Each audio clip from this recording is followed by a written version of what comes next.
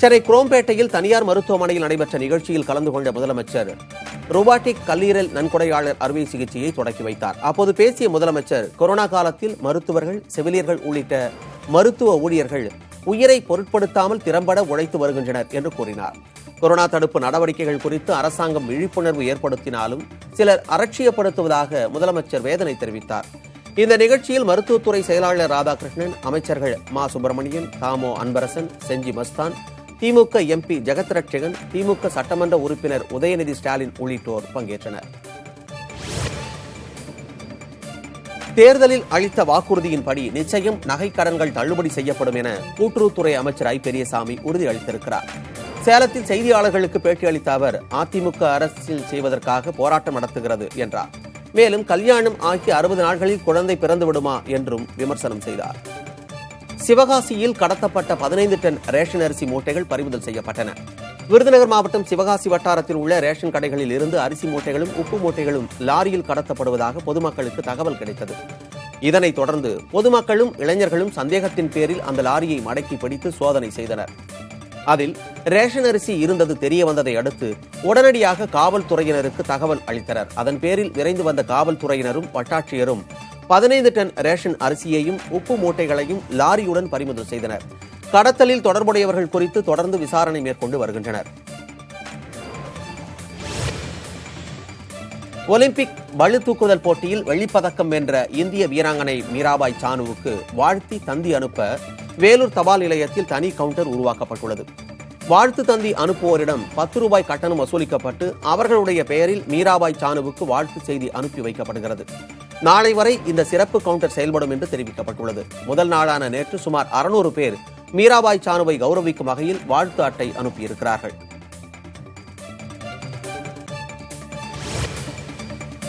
ஆபாச படம் எடுத்த வழக்கில் கணவருடன் இணைத்து தனது பெயருக்கு களங்கம் பிறப்பித்ததாக 29 ஊடகவியலாளர்கள் மீது நடிகை ஷில்பா ஷெட்டி அவதூறு வழக்கு தொடர்ந்துள்ளார். மும்பை உயர்நீதிமன்றத்தில் அவர் தாக்கல் செய்திருக்கும் இந்த மனு இன்று விசாரணைக்கு வருகிறது. பள்ளி கல்லூரி மாணவர்களுக்கு வருமான சான்றிதழ்களை கால தாமதமின்றி வழங்க வேண்டும் என வட்டாட்சியர்கள் மற்றும் கோட்டாட்சியர்களுக்கு வருவாய்த்துறை அமைச்சர் KKSSR ராமச்சந்திரன் உத்தரவிட்டுள்ளார். கல்லூரிகளில் மாணவர் சேர்க்கை நடைபெறுவதால் நிலுவையில் உள்ள மனுக்களை ஆய்வு செய்து மாணவர்களுக்கு தேவையான வருமான மற்றும் சாதி சான்றிதழ்களை உடன் வழங்க நடவடிக்கை எடுக்க வேண்டும் என்று உத்தரவிட்டுள்ள அமைச்சர், சேவை மையங்களில் மாணவர்கள் சான்றுகளை பெற ஏதுவாக குறிப்பிட்ட நாள்களை அதற்கென ஒதுக்கி எந்த இடையூறும் இல்லாமல் சான்றுகளை வழங்க உத்தரவிட்டுள்ளார். தேக்கடி பெரியார் புலிகள் காப்பகத்தில் தாயை விட்டு பிரிந்த புலிக்குட்டி 50 லட்சம் ரூபாய் செலவில் இறை தேடும் பயிற்சி அளிக்கப்படுகிறது. மங்களதேவி கண்ணகி கோயில் அருகே தாயை விட்டு பிரிந்து தனியே சுற்றித் திரிந்த ஆண் புலிக்குட்டி ஒன்று 9 மாதங்களுக்கு முன்பு மீட்கப்பட்டது. தாய் புலியை கண்டுபிடிக்கும் முயற்சி தோல்வியடைந்திருக்கும் நிலையில் இறை தேடும் பயிற்சி அளிக்க திட்டமிடப்பட்டது. இதனையடுத்து அடர்ந்த வனப்பகுதியில் 10,000 அடி அகலத்தில் 22 அடி உயரத்தில் கூண்டு அமைக்கப்பட்டுள்ளது. கண்காணிப்பு கேமராக்கள் பொருத்தப்பட்டுள்ள நிலையில் குட்டி புலி அதில் விடப்பட்டுள்ளது.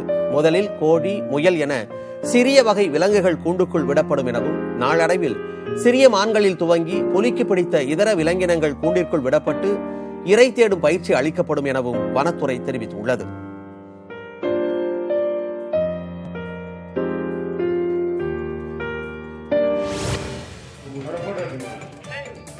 விழுப்புரம் மாவட்டம் செஞ்சி அருகே வீட்டு பூஜை அறையில் புகுந்த நல்ல பாம்பை தீயணைப்பு துறையினர் மீட்டு வனப்பகுதியில் விட்டனர்.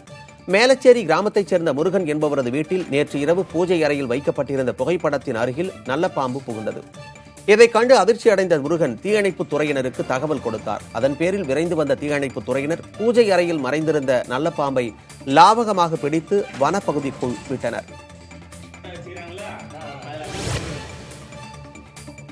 கோவை மாவட்டம் வால்பாறை அருகே கரடி தாக்கியதில் இளைஞர் ஒருவர் படுகாயமடைந்திருக்கிறார். வால்பாறை எஸ்டேட் பகுதிகளில் கடந்த சில தினங்களாக கரடிகள் நடமாட்டம் அதிகரித்து வருகிறது.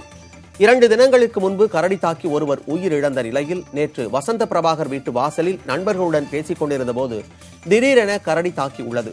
படுகாயமடைந்த அவர் பொள்ளாச்சி மருத்துவமனையில் சிகிச்சை பெற்று வருகிறார். மனிதர்களை கரடி தாக்கும் சம்பவம் தொடர்ந்து அதிகரித்து வருவது வால்பாறை பகுதியில் மக்கள் மத்தியில் அச்சத்தை ஏற்படுத்தி இருக்கிறது. உற்பத்தியாளர்கள் கூட்டு சேர்ந்து செயற்கையாக சிமெண்ட் தட்டுப்பாட்டை உண்டாக்கியதாக கூறப்படும் புகார் குறித்து விசாரணை நடத்தி 4 மாதங்களில் அறிக்கை தாக்கல் செய்ய தமிழக டிஜிபிக்கு சென்னை உயர்நீதிமன்றம் உத்தரவிட்டுள்ளது. உற்பத்தியாளர்கள் செயற்கையாக சிமெண்ட் தட்டுப்பாட்டை ஏற்படுத்தியதாகவும் இதுகுறித்து சிபிஐ விசாரணைக்கு உத்தரவிடக் கோரி சென்னை உயர்நீதிமன்றத்தில் வழக்கு தொடரப்பட்டது. சிபிஐ தரப்பில் தாக்கல் செய்யப்பட்ட பதில் மனுவில் சிமெண்ட் விலை உயர்வு குறித்து விசாரணை நடத்த தங்களுக்கு அதிகார வரம்பு இல்லை என்பதால் புகாரை தமிழக டிஜிபிக்கு அனுப்பியுள்ளதாக தெரிவிக்கப்பட்டது. இதையடுத்து சிமெண்ட் விலை உயர்வு புகார் குறித்து தமிழக டிஜிபி விசாரணை நடத்தி 4 மாதங்களில் அறிக்கை தாக்கல் செய்ய வேண்டும் என்று நீதிமன்றம் உத்தரவிட்டது.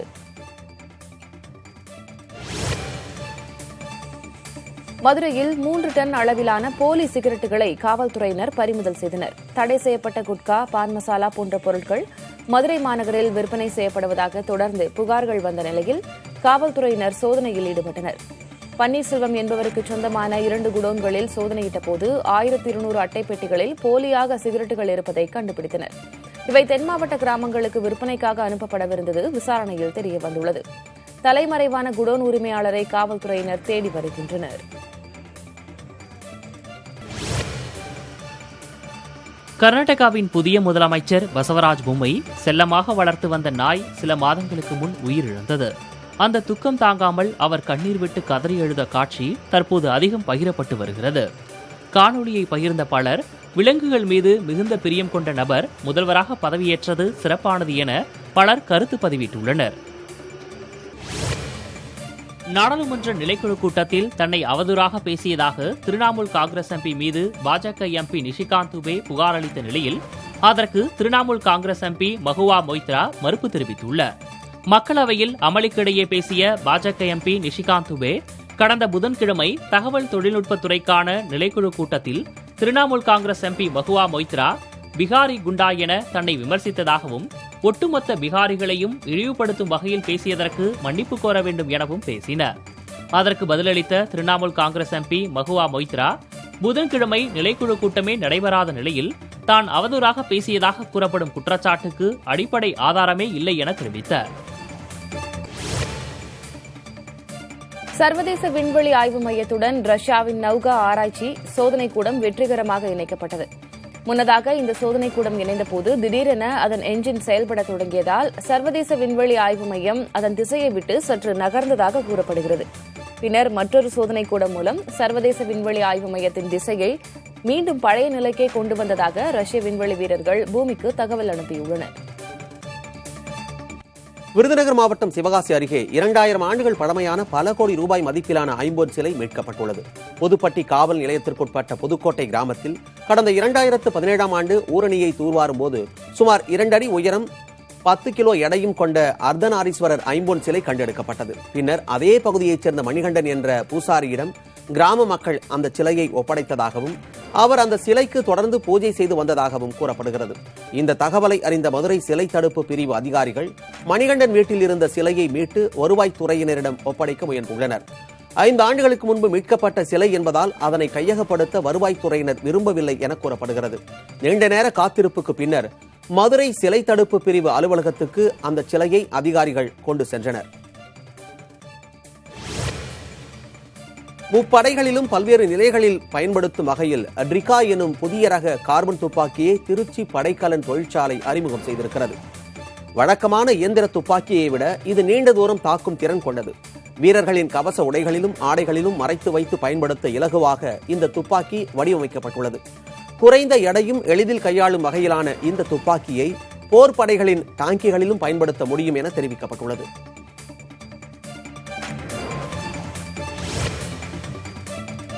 அமெரிக்கா, மெக்சிகோ, பிரான்ஸ் மற்றும் தாய்லாந்தில் ஒரே நாளில் கொரோனாவால் பாதிக்கப்படுவோரின் எண்ணிக்கை கணிசமாக அதிகரித்துள்ளது. அமெரிக்காவில் நோய் பரவல் கட்டுக்குள் இருந்த நிலையில் ஒரே நாளில் புதிதாக 88,000க்கும் மேற்பட்டோருக்கு தொற்று கண்டறியப்பட்டுள்ளது. கடந்த பிப்ரவரி மாதத்திற்கு பின் ஒரே நாளில் பதிவான அதிகபட்ச எண்ணிக்கை என்பதால் அமெரிக்க அரசு கவலை அடைந்திருக்கிறது. பிரான்சிலும் ஏப்ரல் மாதத்திற்கு பின் ஒரே நாளில் சுமார் 28,000 பேருக்கு புதிதாக நோய் தொற்று கண்டறியப்பட்டுள்ளது. அதேபோல் Mexico, Thailand, Brazil, Britain, Indonesia, Iran ஆகிய நாடுகளிலும் கொரோனா தொற்று அதிகரித்து வருகிறது.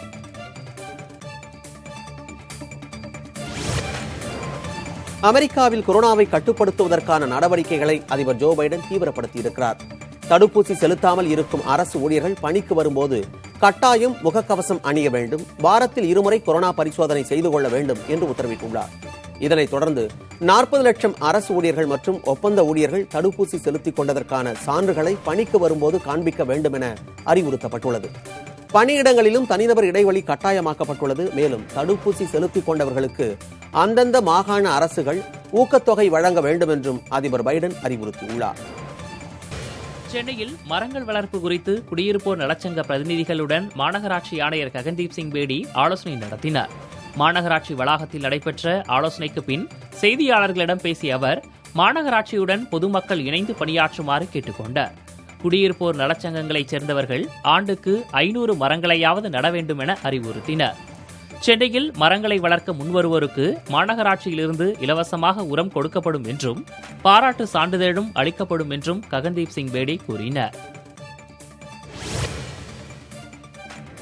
அதிமுக ஆட்சியின் போது பத்திரிகையாளர்கள் மீது போடப்பட்ட அவதூறு வழக்குகளை திரும்பப் பெறுவதற்கு முதலமைச்சர் மு க ஸ்டாலின் உத்தரவிட்டுள்ளார். தமிழ் மற்றும் ஆங்கில நாளிதழ்களின் ஆசிரியர்கள், செய்தி தொலைக்காட்சிகளின் ஆசிரியர்கள் என பத்திரிகையாளர்கள் மீது கடந்த 2012ஆம் ஆண்டு முதல் கடந்த பிப்ரவரி மாதம் வரை 90 வழக்குகள் போடப்பட்டிருந்தன. பத்திரிகையாளர்கள் மீது பழிவாங்கும் நோக்கில் போடப்பட்ட அவதூறு வழக்குகள் அனைத்தும் திரும்பப் பெறப்படும் என திமுக தேர்தல் வாக்குறுதி அளித்திருந்த நிலையில் 90 வழக்குகளையும் திரும்பப் பெறுவதற்கு முதலமைச்சர் மு க ஸ்டாலின் உத்தரவிட்டுள்ளார். தமிழ்நாட்டில் விவசாயிகளின் விருப்பத்திற்கு மாறாக எந்தவொரு திட்டமும் செயல்படுத்தப்படாது என வேளாண் துறை அமைச்சர் எம்.ஆர்.கே. பன்னீர்செல்வம் தெரிவித்துள்ளார். வேளாண் துறைக்கு தனியாக நிதிநிலை அறிக்கை தாக்கல் செய்யப்படுவது தொடர்பாக சேலம், தருமபுரி, கிருஷ்ணகிரி, திருப்பத்தூர் மாவட்ட விவசாயிகளிடம் கருத்து கேட்பு கூட்டம் நடைபெற்றது. கிருஷ்ணகிரி மாவட்ட ஆட்சியர் அலுவலகத்தில் நடைபெற்ற இந்த கூட்டத்தில் பங்கேற்ற அமைச்சர் எம்.ஆர்.கே. பன்னீர்செல்வம் விவசாயிகளின் கருத்துக்களை கேட்டறிந்தார். பின்னர் செய்தியாளர்களிடம் பேசிய அவர், கடந்த திமுக ஆட்சியில் கொண்டுவரப்பட்ட வேளாண் திட்டங்கள் மீண்டும் புத்துயிர் பெறும் என கூறினார்.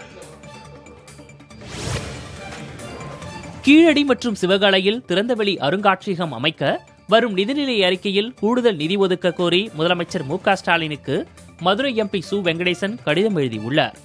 நாளாந்தா, சாரநாத், லோத்தல், தொளவீரா, அமராவதி ஆகிய பகுதிகளில் நடத்திய அகழாய்வுகளை அனைவருக்கும் காட்சிப்படுத்தும் வகையில் ஒன்றிய அரசின் தொல்லியல் துறை திறந்தவெளி அருங்காட்சியகங்களை அமைத்துள்ளதாகவும், அதேபோல் கீழடி மற்றும் சிவகலை பகுதியை சங்ககால வாழ்விட பகுதியாக அறிவித்து திறந்தவெளி அருங்காட்சியகங்களை உருவாக்க வேண்டும் எனவும் வலியுறுத்தியுள்ளார்.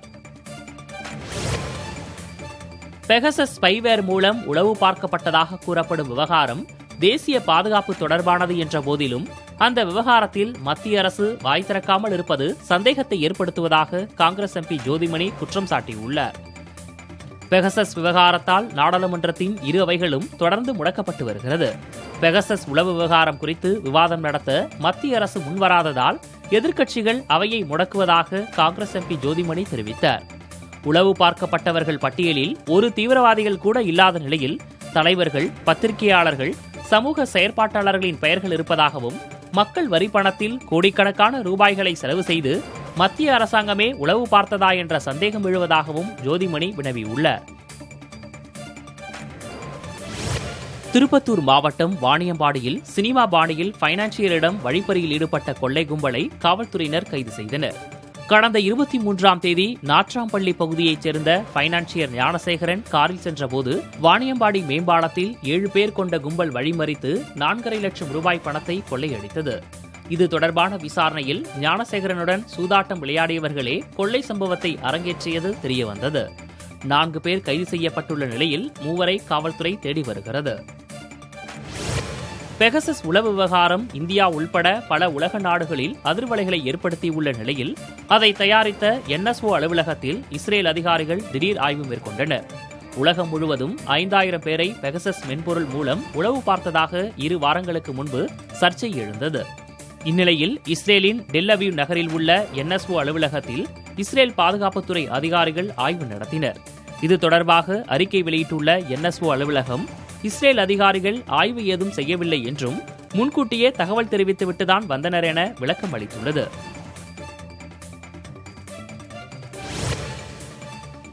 விவசாயிகள் பயிர்க்கடன் செலுத்துவதற்கான கால அவகாசத்தை நீட்டிக்க கோரி மத்திய நிதியமைச்சர் நிர்மலா சீதாராமனுக்கு காங்கிரஸ் எம்பி ராகுல் காந்தி கடிதம் எழுதியுள்ளார்.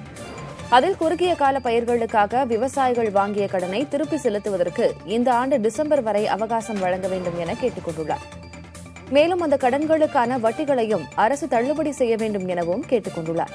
கொரோனாவால் நாடு முழுவதும் உள்ள விவசாயிகள் வருமானம் இல்லாமல் தவித்து வருவதால் நிதியமைச்சர் இந்நடவடிக்கையை எடுக்க வேண்டும் என்றும் அவர் வலியுறுத்தியுள்ளார்.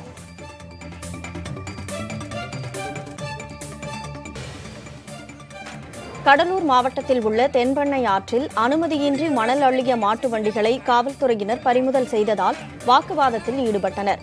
2000 விளாகம் பகுதியில் உள்ள தென்பெண்ணை ஆற்றிலிருந்து கலையூர் கிராமத்தைச் சேர்ந்தவர்கள் மாட்டு வண்டிகளில் மணல் அள்ளிக் கொண்டு சென்றனர். தகவல் அறிந்து வந்த காவல்துறையினர் மணலை பறிமுதல் செய்ய முயற்சித்தபோது மணல் அள்ளியவர்கள் வாக்குவாதத்தில் ஈடுபட்டனர். கோயில் கட்டுவதற்கு மணலை எடுத்துச் செல்வதால் வண்டிகளை விடுவிக்க வேண்டும் என கூறி வாக்குவாதம் செய்ததால் பரபரப்பு ஏற்பட்டது. 6 மாட்டு வண்டிகளை பறிமுதல் செய்த காவல்துறையினர் விசாரணை நடத்தி வருகின்றனர்.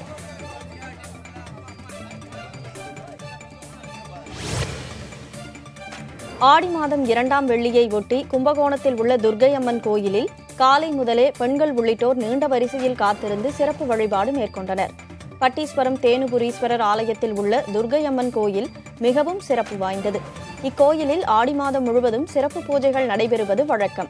அந்த வகையில் ஆடி மாதம் 2ஆம் வெள்ளியான இன்று துர்க்கை அம்மனுக்கு சிறப்பு பூஜைகள் நடைபெற்றன. பக்தர்கள் நீண்ட வரிசையில் காத்திருந்து வழிபாடு செய்தனர். கோயிலில் நெய் தீபம் ஏற்றியும் அங்குள்ள வேப்ப மரத்திற்கு மஞ்சள் கயிறு கட்டியும் பக்தர்கள் வழிபட்டனர்.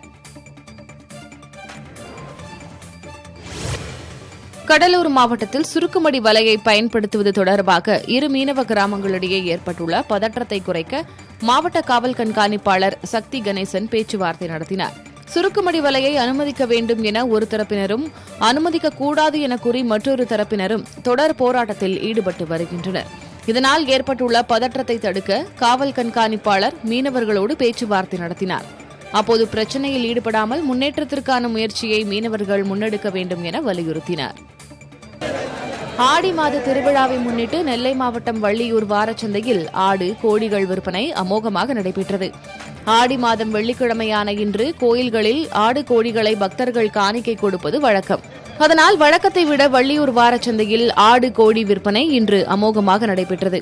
கடந்த வாரம் 3000 ரூபாய்க்கு விற்பனை செய்யப்பட்ட ஆடு 5000 ரூபாய் வரையும், 500 ரூபாய்க்கு விற்பனையான கோழி 2000 ரூபாய் வரையும் விற்பனை செய்யப்பட்டது. இதனால் 3 கோடி ரூபாய்க்கும் அதிகமாக விற்பனை நடைபெற்றதாக வியாபாரிகள் தெரிவித்துள்ளனர். ஈரோடு மாவட்டம் சத்தியமங்கலத்தில் இருசக்கர வாகனத்தை திருடிச் சென்ற நபரை சிசிடிவி காட்சிகளின் அடிப்படையில் காவல்துறையினர் கைது செய்தனர். புஞ்சை புளியம்பட்டி பகுதியைச் சேர்ந்த வேணுகோபால் என்பவருடைய இருசக்கர வாகனம் திருடு போயுள்ளது. அங்கிருந்த சிசிடிவி காட்சிகளை ஆய்வு செய்ததில் 2 இளைஞர்கள் வாகனத்தை திருடிச் சென்றது தெரியவந்தது. இதையடுத்து காவல்துறையினர் வாகன சோதனையின் போது வாகனத்தை திருடிச் சென்ற 2 பிடிபட்டனர். இருவரையும் கைது செய்து வாகனத்தை பறிமுதல் செய்தனர். திருச்சி மாவட்டம் மணப்பாறையில் கிணற்றில் தவறி விழுந்த 8 வயது மகளை காப்பாற்றச் சென்ற தாய் நீரில் மூழ்கி உயிரிழந்தார். சிறுமியை பத்திரமாக மீட்ட சிறுவனுக்கு பரிசுத் தொகை வழங்கி ஆட்சியர் பாராட்டினார். வையம்பட்டியைச் சேர்ந்த குணா என்பவர் தனது மகள் லித்திகாவுடன் கிணற்றில் குளிக்கச் சென்றுள்ளார். அப்போது கால் தவறி லித்திகா கிணற்றில் தவறி விழுந்தார். அவரை காப்பாற்றுவதற்காக சிறுமியின் தாய் குணாவும் கிணற்றில் குதித்ததால் இருவரும் தண்ணீரில் தத்தளித்துள்ளனர். பின்னர் அங்கிருந்த 8 வயது சிறுவன் லோஹித் என்பவர் உடனடியாக கிணற்றில் குதித்து லித்திகாவை காப்பாற்றினார். ஆனால் சிறுமியின் தாயை காப்பாற்ற முடியாததால் அவர் நீரில் மூழ்கி உயிரிழந்தார். தகவல் அறிந்து வந்த காவல்துறையினர் குணாவின் உடலை மீட்டு விசாரணை மேற்கொண்டு வருகின்றனர். இதனிடையே சிறுமியை துணிச்சலாக காப்பாற்றிய லோஹித்திற்கு 5000 ரூபாய் காசோலை வழங்கி ஆட்சியர் சிவராசு பாராட்டினார். மதுரையில் இருசக்கர வாகனங்களை திருடி ஓட்டிவிட்டு மீண்டும் அதே இடத்தில் கொண்டுவிடும் இளைஞரை காவல்துறையினர் கைது செய்தனர். கரிமேடு பகுதியில் இருசக்கர வாகனங்கள் காணாமல் போவதாக புகார் அளிக்கப்பட்டது. இதன் பேரில் சிசிடிவி காட்சிகளை ஆய்வு செய்து செல்லூரைச் சேர்ந்த நவீன்குமாரை காவல்துறையினர் கைது செய்தனர். அவர் போக்சோ வழக்கில் சிறை சென்று வந்தது விசாரணையில் தெரியவந்தது. மேலும் பொழுதுபோக்குக்காக விலை உயர்ந்த இருசக்கர வாகனங்களை திருடி ஓட்டிவிட்டு திருடிய இடத்திலேயே கொண்டு வந்து விட்டுவிடுவதாக கூறியுள்ளார். எனினும் அவரிடம் தொடர்ந்து விசாரணை நடத்தப்படுகிறது. கேரளாவில் கொரோனா வைரஸ் பரவல் கடுமையாக உள்ள நிலையில் எச்சரிக்கையாக இருக்குமாறு அம்மாநில மக்களுக்கு காங்கிரஸ் எம்பி ராகுல் காந்தி வேண்டுகோள் விடுத்துள்ளார். அரசின் அனைத்து கொரோனா தடுப்பு நடவடிக்கைகளையும் விதிமுறைகளையும் பின்பற்ற வேண்டும் என்றும் அவர் அறிவுறுத்தியுள்ளார். வயநாடு எம்பியான ராகுல் காந்தி கேரளாவில் கொரோனா வைரஸ் பரவல் அதிகரித்து வருவதைக் கண்டு கவலைப்படுவதாகவும் தெரிவித்துள்ளார். கேரளாவில் உள்ள அனைத்து சகோதர சகோதரிகளும் முறையான பாதுகாப்பு வழிமுறைகளை பின்பற்றி தங்களை காத்துக் கொள்ள வேண்டுமென ராகுல் காந்தி தனது டுவிட்டர் பக்கத்தில் பதிவிட்டுள்ளார்.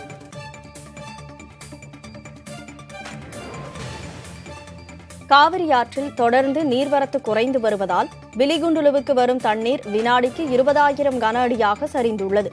கர்நாடக அணைகளிலிருந்து தமிழகத்திற்கு வினாடிக்கு 36,000 கன அடி தண்ணீர் திறக்கப்பட்டு வந்தது. தொடர்ந்து மழை குறைந்து வரும் காரணத்தினால் நீர் திறப்பும் படிப்படியாக குறைந்துள்ளது.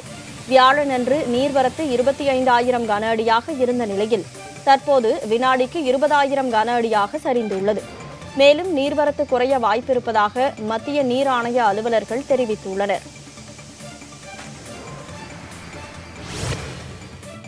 வேதாரண்யத்தில் உள்ள தென்னம்பலம் கிராமத்தில் கொரோனா பரவலை கட்டுப்படுத்த 3வது நாளாக கடைகள் அடைக்கப்பட்டுள்ளன. கிராமத்தைச் சேர்ந்த 10 பேருக்கு கொரோனா தொற்று கண்டறியப்பட்டுள்ளதால் அவர்கள் கோவிட் கேர் சென்டரில் தங்க வைக்கப்பட்டுள்ளனர். சிலர் வீடுகளிலேயே தனிமைப்படுத்தப்பட்டுள்ளனர். நோய் பரவலை தடுப்பதற்காக மருத்துவத்துறையினர் நடவடிக்கை எடுத்து வருகின்றனர். மேலும் கிராமத்தில் உள்ள டாஸ்மாக் கடை, காய்கறி, மளிகை கடைகள் உட்பட அனைத்து கடைகளும் 3வது நாளாக அடைக்கப்பட்டுள்ளன. திருச்சி மாவட்டம் மணப்பாறையில் அச்சக அலுவலகத்தில் செல்போன் திருடிய நபரை சிசிடிவி காட்சிகளின் அடிப்படையில் காவல்துறையினர் தேடி வருகின்றனர். விராலிமலை சாலையில் அருண்குமார் என்பவர் அச்சகத்தை நடத்தி வருகிறார். இவரது அச்சகத்தின் அலுவலகத்தில் வைக்கப்பட்ட செல்போன் திருடு போயுள்ளது. அங்குள்ள சிசிடிவி காட்சிகளை பார்த்தபோது அலுவலகத்திற்குள் நுழைந்த நபர் ஒருவர் அங்கிருந்த செல்போனை திருடிச் செல்லும் காட்சிகள் இருந்தது. இந்த காட்சிகளை வைத்து காவல்துறையினர் செல்போன் திருடனை தேடி வருகின்றனர்.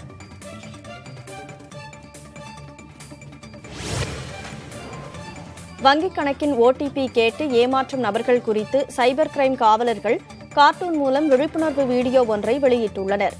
கோவையில் வயதான நபர்களை குறிவைத்து வங்கியிலிருந்து மேலாளர் பேசுவதாக கூறி ஏமாற்றி அவர்களது வங்கிக் கணக்கின் ஓடிபி எண்கள், ஏடிஎம் கார்டுகளின் எண்களை சிலர் வாங்கி விடுகின்றனர்.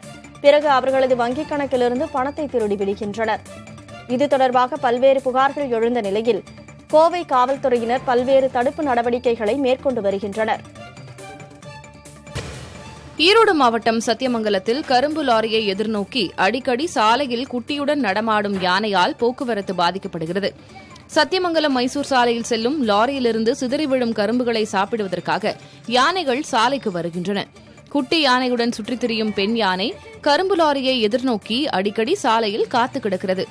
இதனால் அவ்வழியாக செல்லும் வாகனங்களில் செல்வோர் அச்சமடைந்துள்ளனர். யானைகளின் நடமாட்டத்தால் அரை மணி நேரத்திற்கு மேலாக போக்குவரத்து பாதிக்கப்பட்டது.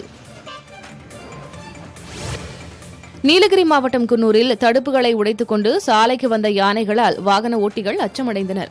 காட்டேரி பூங்கா அருகே உள்ள மலைப்பாதையில் குட்டியுடன் யானைகள் உலா வருகின்றன. சாலையோரத்தில் போடப்பட்டுள்ள தடுப்புகளை உடைத்துக் கொண்டு யானைகள் சாலைக்கு வந்தன. இதனால் அவ்வழியாக வந்த வாகனங்கள் ஆங்காங்கே நிறுத்தப்பட்டன. யானைகளை அடர்ந்த வனப்பகுதிக்குள் விரட்ட வேண்டும் என வாகன ஓட்டிகள் கோரிக்கை வைத்துள்ளனர். நாகையில் கடல்வாழ் உயிரினங்களை பாதுகாக்கும் வகையில் செயற்கையான பவளப்பாறைகளை அமைக்கும் பணிகளை மாவட்ட ஆட்சியர் கொடியசைத்து தொடங்கி வைத்தார். கஜா புயல் காரணமாக பவளப்பாறைகள் சேதமடைந்து மீன்வளம் பாதிக்கப்பட்டது. அதனை மீட்கும் வகையில் நடுக்கடலில் செயற்கையான பவளப்பாறைகளை அமைக்க திட்டமிடப்பட்டது. அதன்படி நாகை மாவட்டத்தில் 3 கோடி ரூபாய் மதிப்பீட்டில் கல்லார், வெள்ளப்பள்ளம், வானவன் மகாதேவி, வேட்டைக்கார நெருப்பு உள்ளிட்ட 9 இடங்களில் வரும் 7ஆம் தேதி வரை பவளப்பாறைகள் அமைக்கும் பணி நடைபெறுகிறது. இத்திட்டத்தை மாவட்ட ஆட்சியர் அருண் தம்புராஜ் தொடங்கி வைத்தார். முக்கோணம் மற்றும் உருளை வடிவிலான செயற்கை பவளப்பாறைகள் ரோப் மூலம் கடலில் இறக்கிவிடப்பட்டன. தொடர் மழையால் யமுனா நதியின் நீர்மட்டம் அபாய அளவை எட்டியுள்ளது. 204.50 மீட்டர் உயரத்தை யமுனா நதி எட்டினால் மக்களுக்கு வெள்ள அபாய எச்சரிக்கை விடுக்கப்படும். தற்போது அபாய கட்டத்தை நெருங்கும் அளவிற்கு நதியில் வெள்ளம் பெருக்கெடுத்து ஓடுகிறது. ஹரியானாவின் ஹதின்குண்டிலிருந்து 1.5 லட்சம் கனஅடி தண்ணீர் திறந்துவிடப்படுவதால் தாழ்வான பகுதிகளில் உள்ள மக்கள் வெளியேற்றப்பட்டு வருகின்றனர். மழை தொடரும் பட்சத்தில் யமுனா நதியில் வெள்ளப்பெருக்கு ஏற்படும் என்று கணிக்கப்படுகிறது.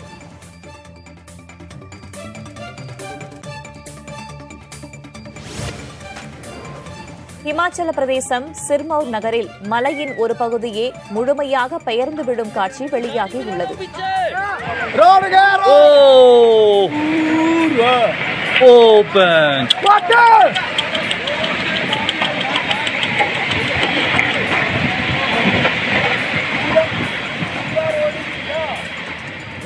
தொடர் கனமழை, ஆறுகளில் வெள்ளப்பெருக்கு ஆகியவற்றால் பாதிக்கப்பட்டுள்ள நிலையில் இன்று காலை பத்வாசுக்கு அருகே மலையில் மிகப்பெரிய விரிசல் ஏற்பட்டது. அதை பார்த்து வாகன ஓட்டிகள் விரைந்து செல்லும் போதே அதிபயங்கர சப்தத்தோடு மலையின் ஒரு பகுதி சரிந்து விழுந்தது.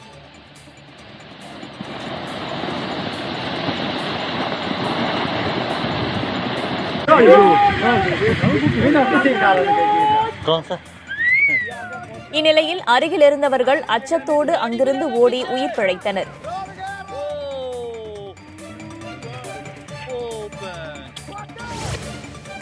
மேற்கு வங்க மாநிலம் கலிம்போங்கில் கடுமையான நிலச்சரிவு ஏற்பட்டுள்ளது.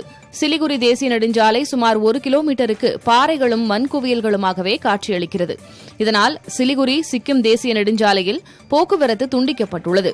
மழை தொடரும் என எச்சரிக்கப்பட்டுள்ளதால் நிலச்சரிவு அபாயமுள்ள பகுதிகளில் வசிக்கும் மக்களை பாதுகாப்பான இடங்களுக்கு செல்ல அதிகாரிகள் அறிவுறுத்தியுள்ளனர்.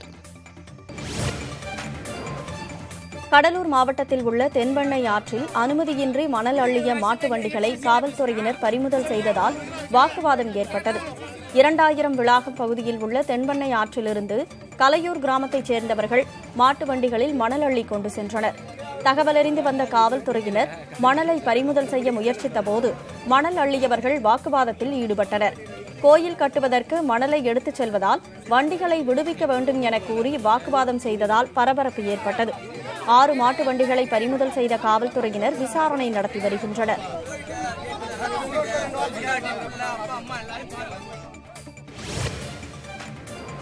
நீலகிரி மாவட்டம் கூடலூர் அருகே அதிகாலை நேரத்தில் கடையின் கதவை உடைத்த யானை வர்க்கி பாக்கெட்டுகளை எடுத்து சாப்பிட்டது.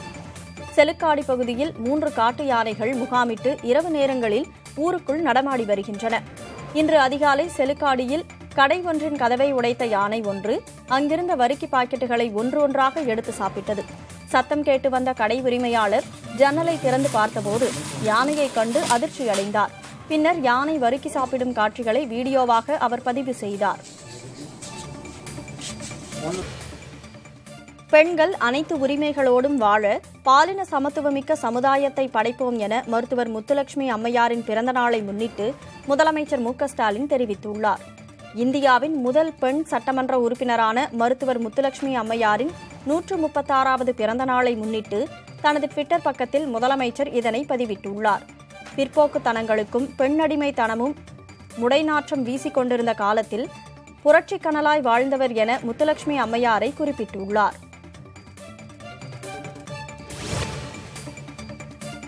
சென்னையில் நேற்று ஊரடங்கு விதிகளை மீறியது தொடர்பாக 266 வழக்குகள் பதிவு செய்யப்பட்டுள்ளதாக காவல்துறை தெரிவித்துள்ளது.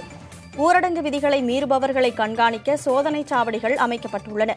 நேற்று ஒரே நாளில் விதிமுறைகளை மீறிய 460 வாகனங்கள் பறிமுதல் செய்யப்பட்டுள்ளதாக தெரிவிக்கப்பட்டுள்ளது.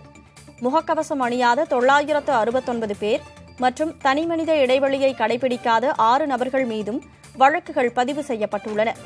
அரசின் ஊரடங்கு விதிகளை பின்பற்றி நடக்குமாறு காவல்துறையினர் அறிவுறுத்தியுள்ளனர். கோவை மாவட்டம் வால்பாறையில் இளைஞரை கடித்த கரடியை பிடிக்க வனத்துறையினர் கூண்டு வைத்துள்ளனர்.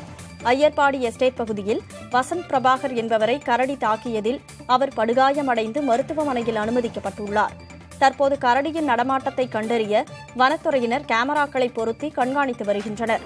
கரடியை பிடிக்க குடியிருப்பிற்கு அருகே கூண்டு வைக்கும் பணியில் வனத்துறையினர் ஈடுபட்டு வருகின்றனர்.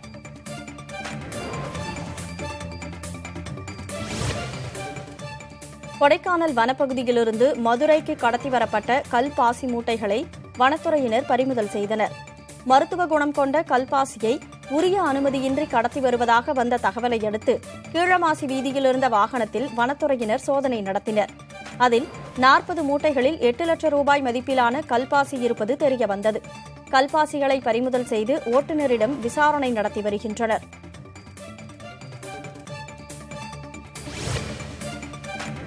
மதுரை மாவட்டம் உசிலம்பட்டியில் காரில் கடத்தி வரப்பட்ட 240 கிலோ கஞ்சாவை பறிமுதல் செய்த காவல்துறையினர் 8 பேரை கைது செய்துள்ளனர். வத்தலகுண்டு சாலையில் வந்த காரை காவல்துறையினர் மடக்கி பிடித்து சோதனை செய்தனர். அந்த காரில் இருந்த 240 கிலோ கஞ்சாவை பறிமுதல் செய்த காவல்துறையினர் 8 பேரை கைது செய்தனர். மேலும் 2 தேடி வருகின்றனர். திருத்துறைப்பூண்டியில் குறுவை சாகுபடிக்காக தண்ணீரை முறை வைக்காமல் திறந்துவிட வேண்டுமென விவசாயிகள் கோரிக்கை வைத்துள்ளனர். மேட்டூர் அணை நீரை நம்பி திருத்துறைப்பூண்டி பகுதி விவசாயிகள் நடவு செய்யும் பணியில் ஈடுபட்டு வந்துள்ளனர். ஆனால் போதிய தண்ணீர் இல்லாததால் பயிர்கள் கருகும் நிலை ஏற்பட்டுள்ளதாக அவர்கள் கவலை தெரிவிக்கின்றனர். ஆறு மற்றும் வாய்க்காலில் உள்ள நீரை இன்ஜின் மூலமாக இறைத்து பயிரை காத்து வருவதாக விவசாயிகள் தெரிவிக்கின்றனர். தண்ணீரை முறை வைக்காமல் அதிக அளவில் திறந்தால் மட்டுமே பயிர்களை காப்பாற்ற முடியும் என விவசாயிகள் தெரிவிக்கின்றனர். திருவாரூர் மாவட்டம் திருத்துறைப்பூண்டி அருகே போலி ஆவணங்களை கொடுத்து கடன் மோசடியில் ஈடுபட்டவர்கள் மீது நடவடிக்கை எடுக்க கோரி ஆர்ப்பாட்டம் நடைபெற்றது. மணலி தொடக்க வேளாண்மை கூட்டுறவு வங்கி முன்பாக ஊழல் தடுப்பு இயக்கம் சார்பில் இந்த ஆர்ப்பாட்டம் நடந்தது.